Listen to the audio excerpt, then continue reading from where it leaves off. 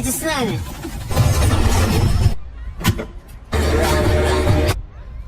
Welcome back रॉकर्ट्स। आज हम लाए हैं एक नई सीरीज का पहला पार्ट जिसका नाम है डिवाहोमा। कहानी है वर्ष 2140 की और जगह है रशिया। अब इस पृथ्वी पर ज्यादातर औरतें ही रहती हैं और उन्होंने इस दुनिया को एक अल्ट्रा मॉडर्न सोसाइटी बना दिया है।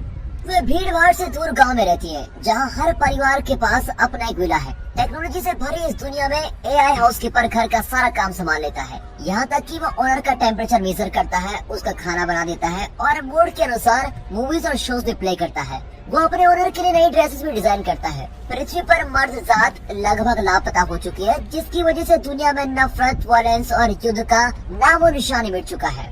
चारों ओर शांति फैली हुई है और इस जगह की औरतें 150 साल तक की उम्र तक जिंदा रहती है। इस कहानी को देखकर तो लगता है कि इससे पहले आदमी ही औरतों की उम्र को कम कर रहे थे। और ये है सीरीज की हीरोइन लीजा। लीजा की उम्र है 50 साल और वो एक लोकल स्कूल में हिस्ट्री टीचर है।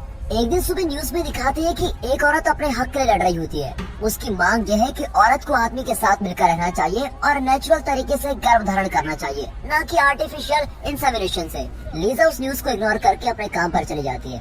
इस दुनिया में हर तरफ एआई टेक्नोलॉजी यूज की जा रही है। औरतें मिलजुल कर रहती हैं और बहुत ही डिसिप्लिन है। जगह जगह फूड स्टॉल्स होते हैं जहाँ फ्री फूड मिलता है।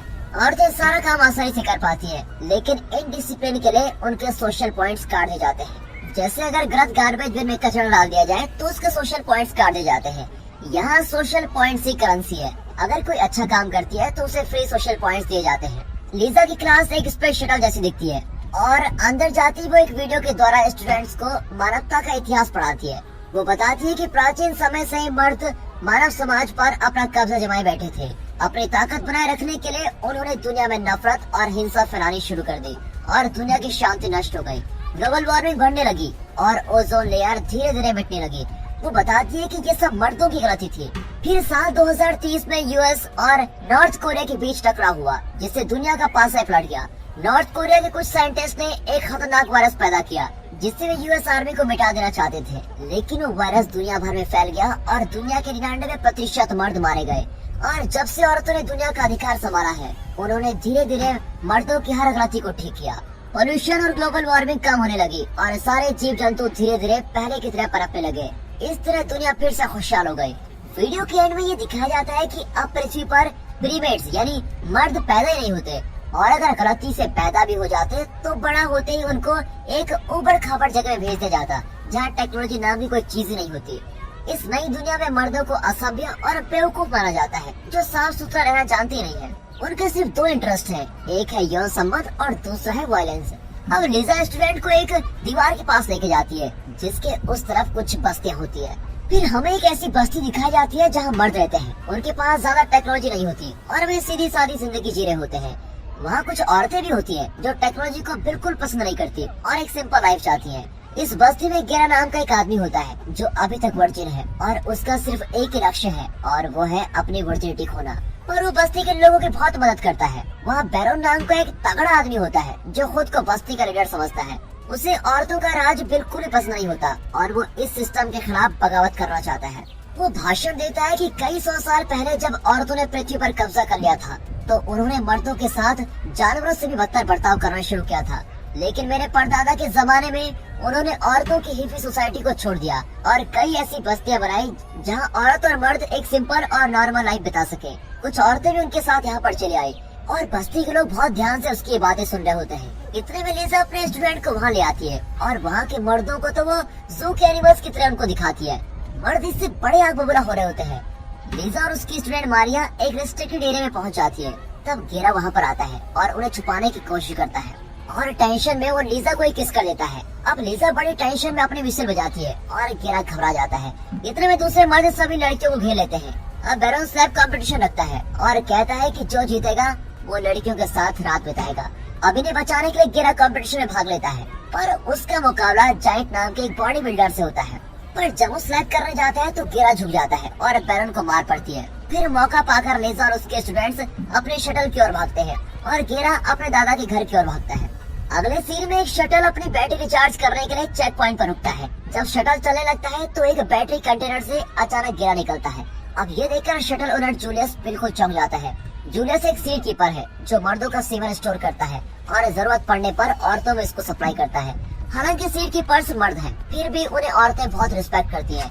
जूलियस का कोई दोस्त नहीं होता, इसलिए उसे गेरा बहुत पसंद आ जाता है और वो गेरा को अपने साथ रहने को कहता है। फिर गेरा उसे मून शाइन नाम की ड्रिंक देता है। जूलियस कुछ ज्यादा ही इसको पी लेता है और नशे में चलते हुए शटल से बाहर कूद जाता है। अब बैरोन और उसके आदमी से बचने के लिए गेरा जूलियस की ड्रेस पहन लेता है और नया सीट कीपर बन जाता है। कुछ देर में शटल टू हिल्स नाम की जगह पर पहुंचती है, जहां पर एक इनविजिबल नाका खुलता है। वहाँ एक खूबसूरत लड़की गेरा को सिटी के टूर पे लेके जाती है। रास्ते में औरतें उसका स्वागत करती है। लीजा भी वहीं पर होती है, लेकिन वो गेरा को नोटिस नहीं करती। फिर रात को गेरा लाइव टीवी के सामने एप्पल खाता है और शपथ लेता है कि मैं ऐसे बीज आपको सप्लाई करूंगा जिससे आप हेल्दी और स्मार्ट बेबीज पैदा कर सकेंगे। फिर उसे आराम करने के लिए एक चैम्बर में ले जाया जाता है, पर वो तुरंत काम शुरू करने की जिद पकड़ लेता है, इसीलिए उसे रिप्रोडक्शन चैम्बर में लेके जाता है। वहाँ 50 साल की एक औरत जिसका नाम बर्टा है, वो उसे चैम्बर में लिटाती है और एक पाइप से उसका सेवन निकालती है। वो लीजा के बारे में सोचता है और फिर शांत हो जाता है। वहाँ लीजा भी गेरा के बारे में सोच रही होती है। अगले दिन गेरा को रिप्रोडक्शन बेस में लेके जाते हैं, जहाँ खूबसूरत औरतें सीट कीपर की सेवा कर रही होती है। उन्हें तरह तरह के डिशेस खाने को दे जाते हैं और उन्हें खुश रखा जाता है। इसी बीच गेरा रेस्टरूम में जाता है, लेकिन तब अलार्म बजने लगता है क्योंकि गेरा लीजा के बारे में सोच रहा था और टू हिल्स में किसी औरत के बारे में सोचना मर्दों के लिए मना है। वहाँ लीजा, उसकी माँ पॉलिया और दादी ओनिया लोकल कोर्ट में होती है, क्योंकि लीजा की स्टूडेंट मारिया ने ऑफिशियल्स को बता दिया था कि लीजा उन्हें गंदी बस्ती में लेके गई थी और मर्दों ने उनको पकड़ भी लिया था, इसलिए इन पर केस चलाया जाता है। अब लीजा बड़ी नर्वस होती है और अपनी बेस्ट फ्रेंड टोनिया को बताती है कि एक आदमी ने तो मुझे किस भी कर दिया था। टोनिया कहती है कि ये बात तुम किसी को मत बताना।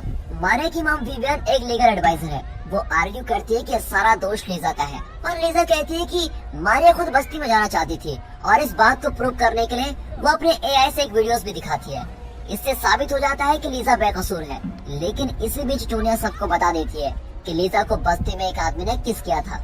अब ये सुनकर तो सभी शॉक हो जाते हैं और जज लीजा को ये सजा देती है कि उसे 80 घंटे सोशल सर्विस करनी पड़ेगी। अब सच बताने के लिए टोनिया को 20 सोशल पॉइंट्स दिए जाते हैं। जूलियस किसी तरह बचकर बस्ती में चला जाता है, जहाँ गेरा के दादाजी उसकी मदद करते हैं और कहते हैं तुम्हें अपनी पहचान छुपा कर रखनी होगी। जूलियस मान जाता है और बैरन से मिलने जाता है, पर बैरन उसको चिढ़ाता है और उसकी उंगली मरोड़ देता है। फिर जूलियस का हेयर कट किया जाता है, जिससे वो बहुत ही स्मार्ट दिखता है। तभी एक औरत उससे अट्रैक्ट होकर उसकी उंगली का इलाज करने को तैयार हो जाती है, पर बैरन ये सब नोटिस करता है और जायंट से कहता है कि इस नए आदमी को ठोक दो। फिर जायंट जूलियस को स्लैब कंपटीशन का ललकारता है। कंपटीशन की सारी तैयारियां हो चुकी है और लोग तमाशा देखने के लिए इकट्ठा हो जाते हैं। सबसे पहले जायंट जूलियस को अपनी पूरी ताकत जुटाकर थप्पड़ मारता है और जूलियस गिर जाता है, पर वो तुरंत उठता है और जायंट को ऐसा तमाचा मारता है कि वो बेहोश हो जाता है। यहाँ बर्टा सभी सीट कीपर्स को बाहर लेके आती है। गेरा यहाँ के रूल से बड़ा तंग आ चुका है, क्योंकि फाइट करने के लिए भी सीट कीपर्स को बर्टा की परमिशन लेनी पड़ती है और एक अलग चैम्बर में जाना पड़ता है। फिर उन्हें गीटा थनबर्ग नाम की एक औरत के स्टेचू पर लेके जाते हैं, जो टू हिल्स की देवी मानी जाती है। और जब बाकी लोग प्रार्थना कर रहे होते हैं, तो गेरा अपने कुछ साथियों के साथ मछली पकड़ने के लिए सेशोर पर चला जाता है। दूसरे सीट कीपर देखते हैं कि गेरा ने अपने पैर शेव नहीं किए हैं और ये टू हिल्स में अलाउड नहीं होता। ऊपर से गेरा के पास लाइटर भी होता है, जो टू हिल्स में डेंजरस वेपन माना जाता है, लेकिन वे उसका खुलासा करने के बजाय उसे अपना रोल मॉडल मानने लगते हैं। वे सब मिलकर मछलियाँ पकड़ते हैं और खूब एंजॉय करते हैं। अचानक वहाँ फायर अलार्म बजने लगता है और वे पकड़े जाते हैं। इस जुर्म की सजा के तौर पर उन्हें एजुकेशन सेंटर के टूर पर ले जाया जाता है। अगले दिन गेरा को पता चलता है कि आज उसका मसाज लीजा करने वाली है। लीजा को पनिशमेंट के तौर पर यहाँ भेजा गया है। अब एक दूसरे को देखकर दोनों बहुत ही शॉक होते हैं, लेकिन कुछ नहीं कहते। अब पनिशमेंट के लिए चारों सीट कीपर्स को एजुकेशन सेंटर ले जाया जाता है। यहाँ उन्हें ब्रेन वॉश करने के लिए कई प्रेजेंटेशन दिखाए जाते हैं, जिनमें बताते हैं कि मर्द ताकतवर है, इसलिए उन्हें हमेशा कंट्रोल में रखना चाहिए। लीजा और ओनिया भी वहाँ पर होती है और वे गेरा की हरकतें देखकर बहुत ही हंसने लगती है, लेकिन ओनिया जरा ओल्ड फैशन है और टू हिल्स के रूल्स को नहीं मानती। गेरा उसको बहुत ही क्यूट लगता है और वो लीजा से कहती है कि गेरा सीट कीपर नहीं है, ये बात तुम किसी को मत बताना। शाम को वापस लौटकर गेरा अपने साथियों को बताता है कि यौन संबंध के बारे में सोचना गुनाह नहीं है। आज हमें जो कुछ बताया गया वो सब झूठ है। ये सब सुनकर एक सीट कीपर लीजा को अनड्रेस करने को कहता है। अब इससे पहले कि कुछ हो जाए, गेरा उस सीट कीपर को बाहर भेज देता है। लीजा गेरा को थैंक करने की बजाय कहती है कि 30 मिनट के अंदर अगर तुम यहाँ से भागे नहीं तो मैं सबको बता दूंगी कि तुम सीट कीपर नहीं हो। यहाँ बस्ती में जूलियस के कई फैंस हो जाते हैं। इस बात से चिढ़कर बैरन अपने राइट हैंड मैन रैट को ऑर्डर देता है कि जूलियस को खत्म कर दो, जूलियस और बैरन के आदमी एक पुराने डिपार्टमेंटल स्टोर में जाकर कुछ चीजें इकट्ठा करते हैं। जूलियस वहाँ से कुछ खाने के ऐसे आइटम्स ढूंढता है जिससे उसके साथ ही बड़े इम्प्रेस हो जाते हैं। उन्हें पता भी नहीं था कि ये सब खाने के आइटम्स होते हैं। फिर वे द स्क्वेयर्स नाम के ग्रुप से भिड़कर बैरन के आदमी को बचाता है और इन बातों से इम्प्रेस होकर वे जूलियस को फिर से बस्ती में ले जाने का फैसला करते हैं। फिर दिखाते हैं कि लीगल एडवाइजर विवियन का बैरन के साथ अफेयर चल रहा है। अगले दिन विवियन सीट कीपर की फोटोज को देखती है तो पता चलता है कि जूलियस मिसिंग है। बैरन ने उसे ये भी बताया था कि उनमें से एक सीट कीपर नकली है और वो असल में बस्ती का एक आदमी है। ये जानकर विवियन अपने असिस्टेंट को बुलाकर पूरी कॉलोनी को इस बारे में अलर्ट करने को कहती है। अब इससे घबराकर गेरा टू हिल से बाहर जाने की कोशिश करता है, लेकिन इनविजिबल नाका उसको रोक देता है और इमरजेंसी अलार्म बजना शुरू हो जाता है। अब और कोई रास्ता न पाकर वो कॉलोनी में लौट आता है। वो लीजा से मदद मांगता है, लेकिन लीजा उसको इग्नोर कर देती है। पर गेरा उसको याद दिलाता है कि मैंने बहुत बार तुम्हारी मदद की है। इस पर लीजा मान जाती है और इतने में पुलिस फोर्स उस जगह को घेर लेती है। तब लीजा और गेरा वहाँ से भाग निकलते हैं, लेकिन टोनिया उनको देख लेती है। बैरन बस्ती के बार में ड्रिंक करने आता है तो जूलियस को जिंदा देखकर वो बिल्कुल चौंक जाता है। वो रेड को डांटता है कि तुमने जूलियस को क्यों नहीं मारा। तो रेड कहता है कि जूलियस अच्छा आदमी है और उसने हमारी जान बचाई थी। इनकी आर्ग्यूमेंट के बीच जूलियस आकर कहता है कि यहाँ कोई किसी का गुलाम नहीं है, सबको अपनी मर्जी से जीने का हक होना चाहिए। बार में बैठे लोग भी जूलियस को सपोर्ट करते हैं। उसकी बात मानकर बैरन उसे अपने घर बुलाता है और वे अपने ओपिनियन डिस्कस करने लगते हैं। जूलियस चाहता है कि हर इंसान आजाद जिंदगी जिए, पर बैरन सबको अपने पैर तले दबाकर रखना चाहता है। आखिर दोनों इलेक्शन रखने का फैसला करते हैं और जीतने वाला ही बस्ती का लीडर होगा। जूलियस के जाने के बाद बैरन रेड को बुलाकर कहता है तुम भी इलेक्शन में खड़े हो जाओ ताकि वोट पड़ जाए, इससे जूलियस के जीतने के चांसेस कम हो जाएंगे। फिर रात को वोटिंग शुरू होती है और बस्ती के लोग वोट करते हैं। जब रिजल्ट अनाउंस किया जाता है बैरन को सिर्फ एक वोट मिलता है, लेकिन शौक तो तब लगता है जब रेड 18 वोट से इलेक्शन जीत जाता है। जूलियस को भी 16 वोट मिले होते हैं। इससे पता चलता है कि लोग अभी भी जूलियस पर पूरा विश्वास नहीं करते। अब लिसा गेरा को घेर लेती है। ओनिया चाहती है कि गेरा यहाँ से बचकर निकल जाए, लेकिन इससे पहले कि वो कुछ प्लान कर सके विवियन की असिस्टेंट तलाशी लेने आ जाती है।